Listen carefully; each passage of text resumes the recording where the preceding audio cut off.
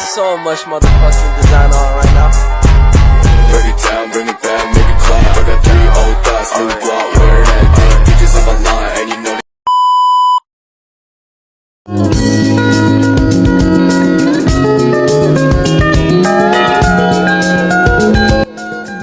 Ini dengan Mas siapa namanya? Dengan Mas Aang, Umur Mas berapa? 28 tahun, Asal asal Sampit. Masnya mulai usaha ini kapan? Kalau misalkan ditanya usaha ya, sebenarnya usaha ini tuh dari abangku. Jadi kalau misalkan ditanya sejarahnya cerita kopi itu dari tahun 2015. Terus pindah di sini itu waktu awal pandemi di tahun 2020. Nah, dari tahun 2020 masih itu dipegang sama abangku sendiri sampai di tahun 2022 awal barulah aku yang pegang. Berarti 2022 sampai 2023 baru abang yang megang? Baru setahun lebih lah. Karena kan kalau misalkan ditanya tuh kan dari tahun itu posisi saya tuh masih di Banjarmasin. Kalau misalnya milih usaha ini kenapa? Karena milih usaha ini karena menurut sudut pandangku semua orang itu pasti pengen punya tempat kumpul, ya kan? Pengen punya tempat kumpul kan? Karena pertama diri pribadi juga suka nongkrong kan, suka nongkrong. Terus juga dilihat juga di rumah tuh apa namanya? Selalu ada sisi bisnisnya. Kenapa enggak? Dari situlah. Makanya dibikin juga kalau di rumah. Kenapa juga kedainya juga di rumah ini? Ya karena dilihat dari sudut pandang bisnisnya. Oh, ternyata bisa nih. Eranya sekarang kan daripada kita kontrak dan segala macam itu kan cukup sangat biayanya banyak loh. Nah, kenapa enggak kalau kita tuh bikinnya itu tuh di rumah? Berarti manfaatin lokasi juga. Kalau misalnya kendala yang dialami selama bangun usaha ini tuh? Kalau kendala tuh sebenarnya banyak ya, banyak kendala. Terutama kendala tuh dari bagaimana kita melihat pangsa pasar dulu, pangsa pasarnya.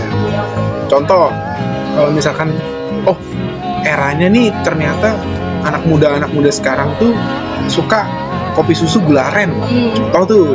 Sedangkan di tempat kita nih nggak ada nih. Nah, itu tuh kan sebagian dari strategi juga kan. Kalau misalkan kita bisa melihat di situ sisi pasarnya, kenapa enggak? Jadi ngelihat dari peluang terjadi di sekitar apa nih yang lagi tren, apalagi nih yang pengen kita harus usahakan tanpa harus menghilangkan jati diri kedai tersebut. Yang menjadi unggulan dari usaha coffee shopnya? Kalau misalkan di unggulan dari kedai shop itu, menurutku dari sisi pertemanannya, sisi kualitas, sisi harga. Nah, di situ tuh. Kalau misalnya rencana buat ke depan atau harapan buat ke depannya? Kalaupun harapan ya, semua pengen dalam bisnis itu punya perkembangan yang luar biasa. Contoh, dengan adanya bikin satu lagi nih. Bikin satu lagi, kayaknya seru.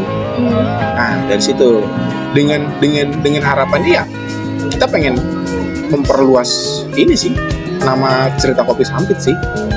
Gitu. Berarti ada niatan buat buka cabang sekitar Sampit? Niatan tuh pasti ada, harapan tuh pasti ada. Tujuannya juga ya sama.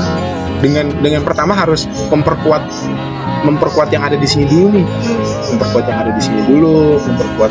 Memperkuat fondasi apa nih, strategi apa nih kira-kira yang bikin pasar itu tuh menerima. Kalau coffee shop ini bukanya dari jam berapa? Dari jam 10 sampai jam 12 malam. Biasanya kalau jam 12 tuh masih rame?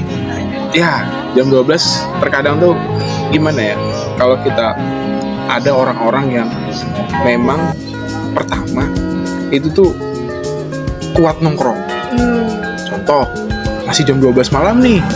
Jam 12 malam kan kita karena kita di rumah ya. Karena kita di rumah, pertama takut ngeganggu warga sekitar, ya kan? Takut juga keganggu istirahatnya bapak ibu juga di rumah. Nah, dari situ. Terus pertama juga dilihat sisinya dari karyawan-karyawan juga.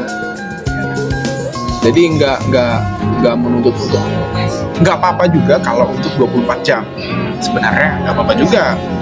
Tapi kalau Telkom sendiri sih jam 12 malam ya kita harus tutup. Kalau menurut Mas, tips-tips atau kiat-kiat buat jadi orang sukses itu gimana? Sukses itu bagaimana kita tuh merasa cukup sih.